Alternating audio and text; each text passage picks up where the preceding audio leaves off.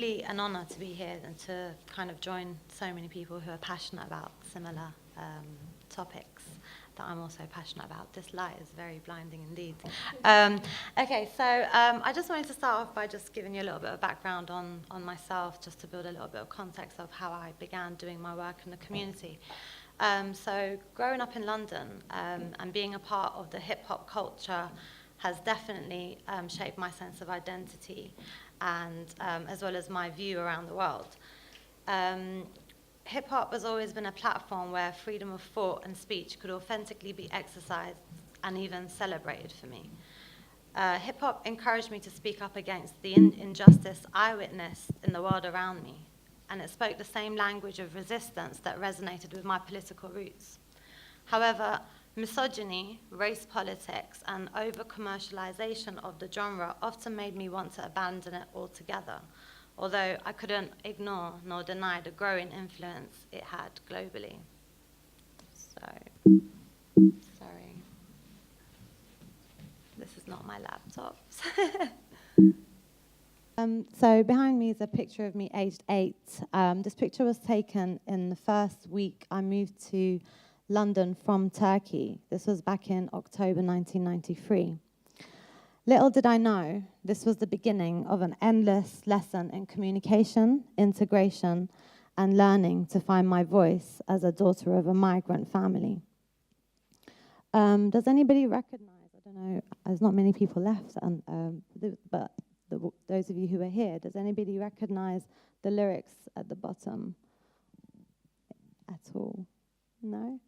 Okay, well, the reason why I referenced this particular song is because this was the first time I heard the word refugee in a hip-hop song, and probably in popular music in general.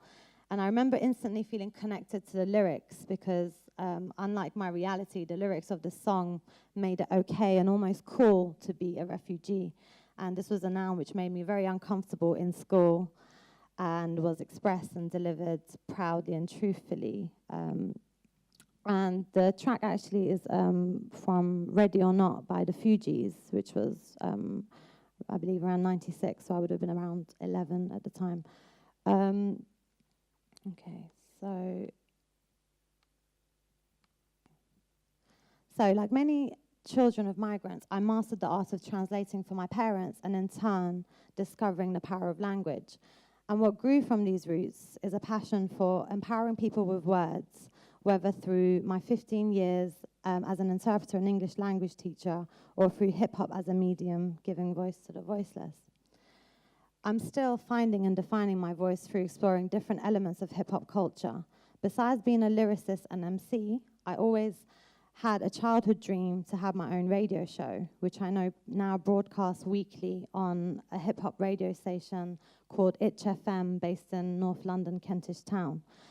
Itch FM also has a history of being a pirate station, and it was infamously shut down by the authorities and I helped them relaunch as an online radio platform back in August of 2013. So I've been involved in helping build the radio community back up and just generally connecting dots and supplying DJs for the station as well as artists for them to get some exposure in the underground circles.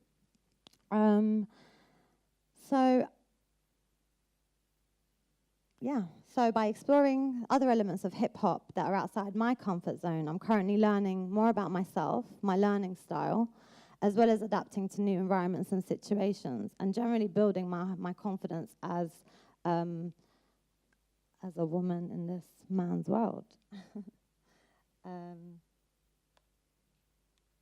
Okay.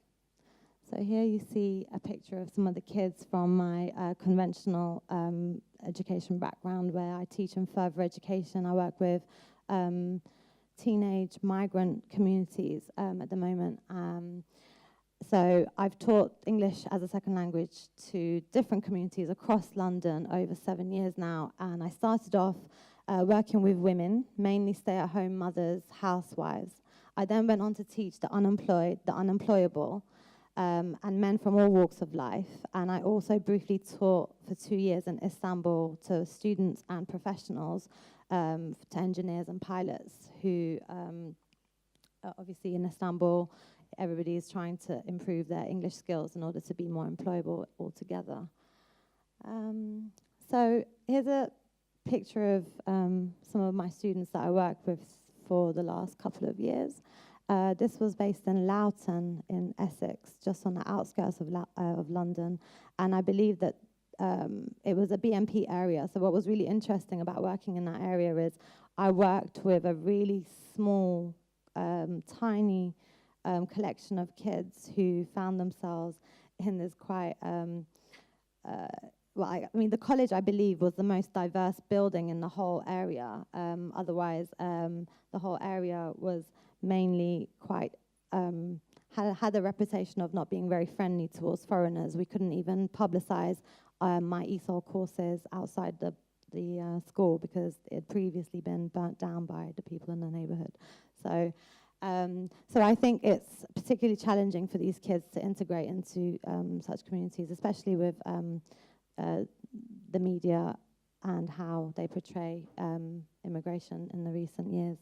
And what I thought was very interesting once I started playing with the idea of combining my passion with what I do on a day-to-day, which is teach language, was these children were often disengaged with the curriculum. So I had to try to make it as creative and enriching as possible, because we all know that the education system doesn't really cut it. It's not really, I mean, things are still done in the same way they were done back in back when I was in school.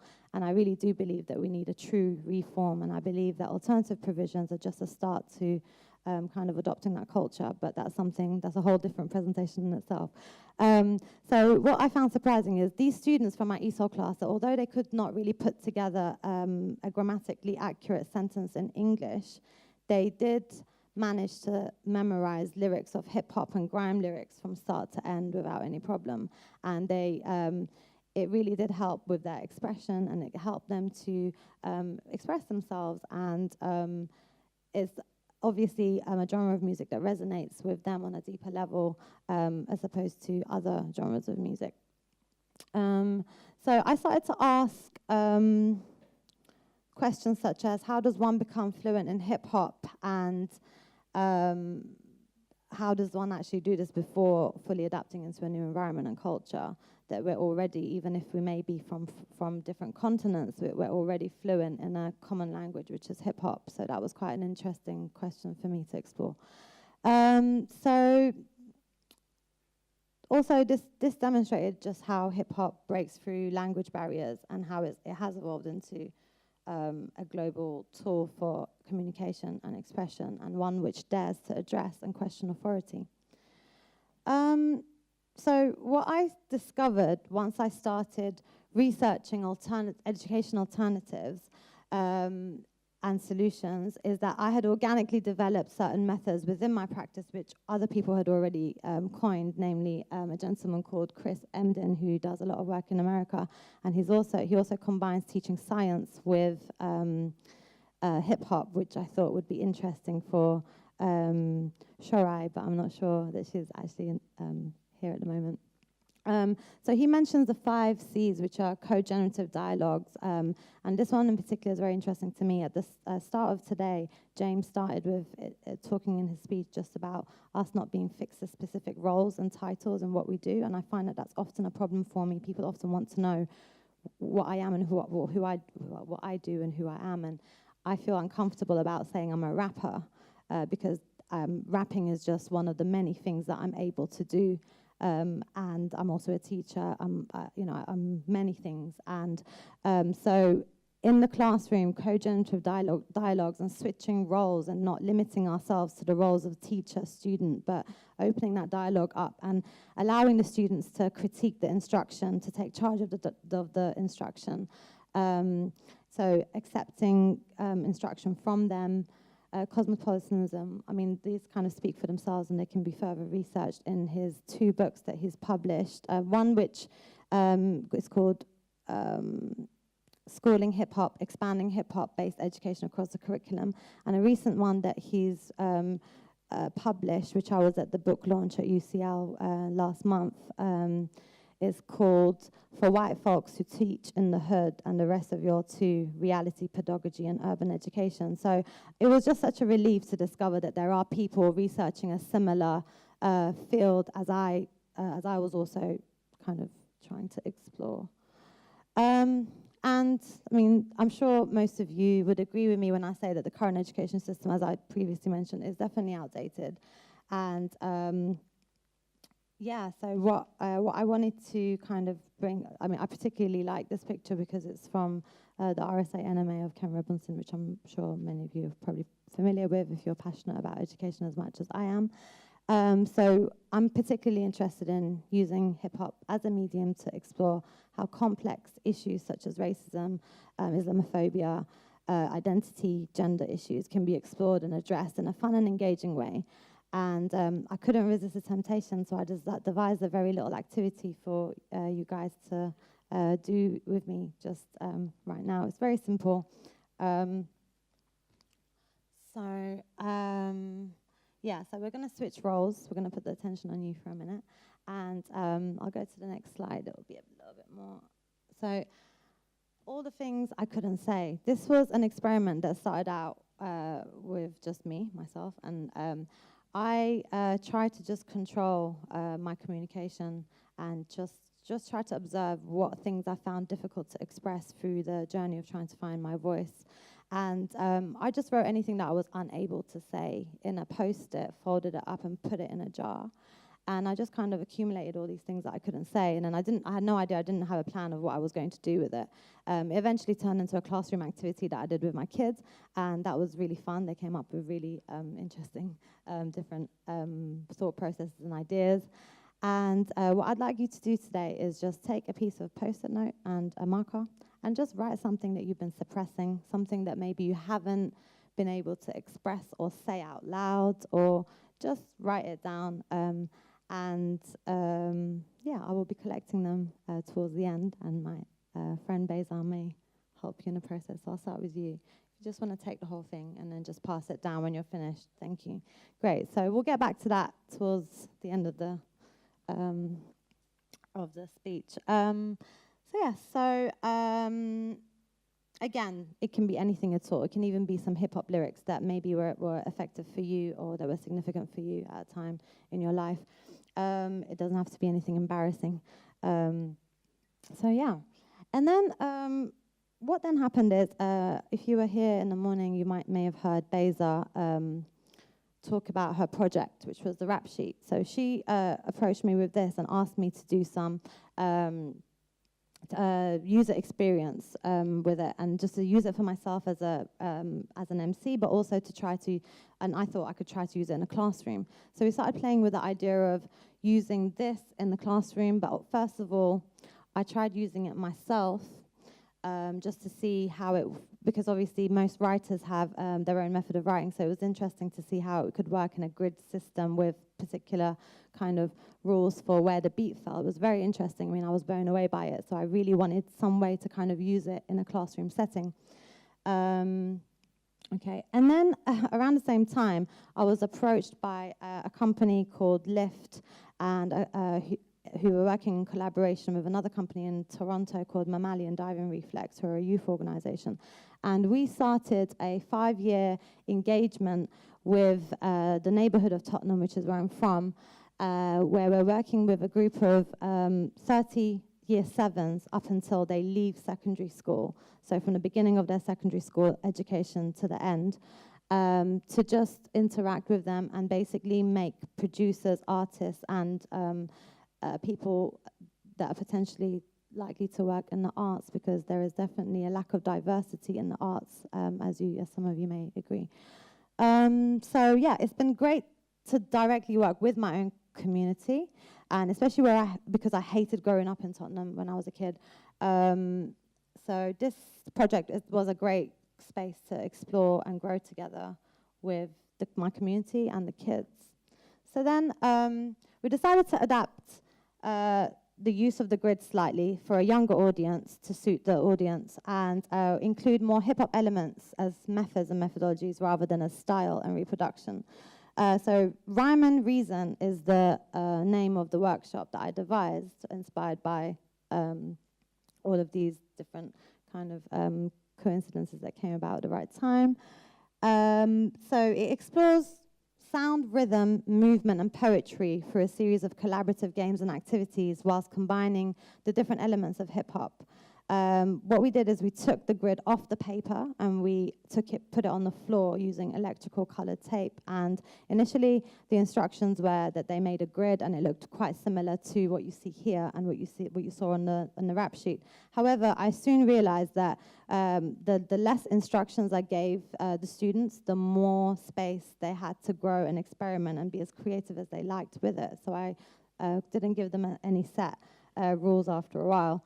So the outcome of the sessions was to build confidence of expression using language and movement through hip-hop, whilst exploring complex issues. So I would give them keywords such as Tottenham, home, friends, and family, and just kind of get them to produce a rhyming palette as a group before they then went on as a group to produce a short piece together. Where there were other languages present, I encouraged the use of them, just to embrace diversity. And this was kind of a brief rundown of a 2.5 hour session where we start off with a vocal jam and we play games with exploring the power of our voice. Then we go on to beat, body percussion, how we can create beat, and how rhyming and beats, how they relate to one another.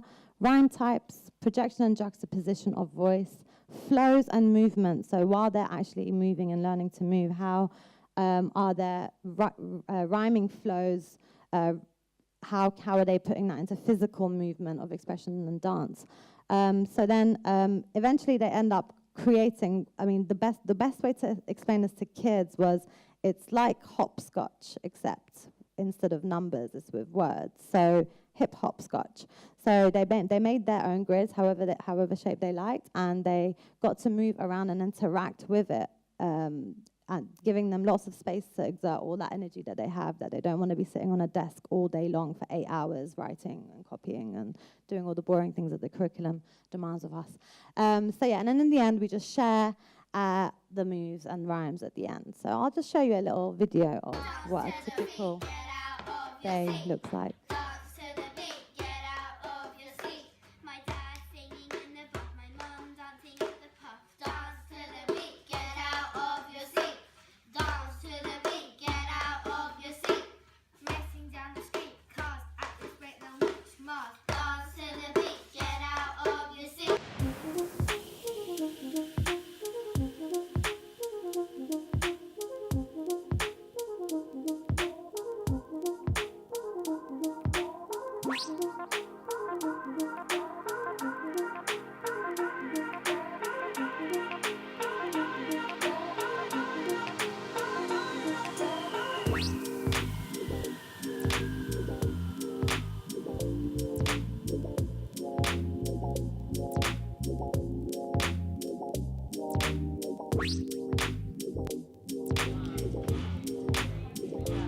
When I dance, you should glance. When I dance, you should glance.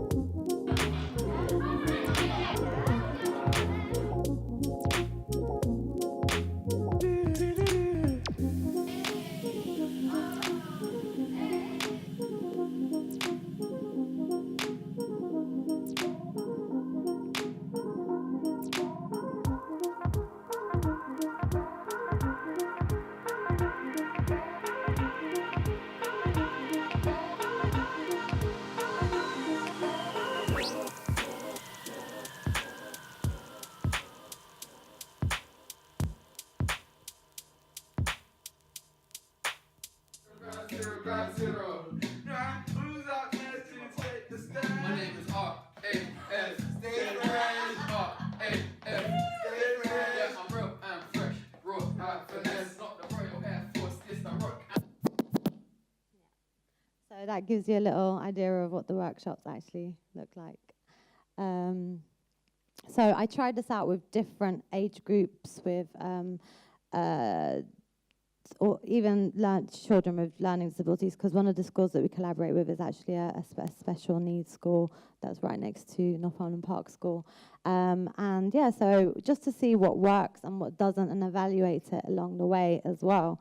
What I've learned is to loosen up the plan, as I mentioned before, and just to stay present throughout the sessions and just kind of guide them more towards what their voice and expression, what the things are that they're having a difficult time expressing are, and identify those, and just help create a safe environment for them to feel free to express themselves. And I think that's how we build communities, you know, by just providing places of safety for sharing, for creating spaces like this to have dialogue in. I think this is very important, and I think we definitely I see a lot of future in this kind of alternative methods of teaching, and I think that it should definitely be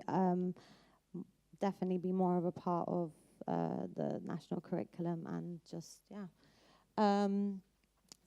future developments and possibilities. So I've often thought about how this could further be developed, and how we could take it to the next level. And I think a dance instructor would be really, really useful, because I'm not a very expressive person when it comes to physical. I'm better with my lyrics in my mouth than I am with my body. Live music. So in some of the sessions, we had some djembe players that also we collaborated with. A friend of mine picked up a bass guitar, and that was also fun. And you know, I want to make it as adaptable as possible to a different range of audiences across the globe. I'd love to do it in my hometown back in Turkey. I'd love to do it in other areas of conflict, and maybe to just bring about some sense of unity, and actually just use, you know, the English language and hip hop, fuse my two passions together to help give back to the community, essentially, but also just empower them and give a voice to them. So I don't know where the jar is. Is the jar floating around? Has everybody? I am? Okay, yeah, of course. I'll just wrap it up, no problem at all. So I can continue that through social media if you guys like. What I was going to do is just read out a couple of them. But yeah, thank you very much for your time. And this is where you can get hold of me. Thank you.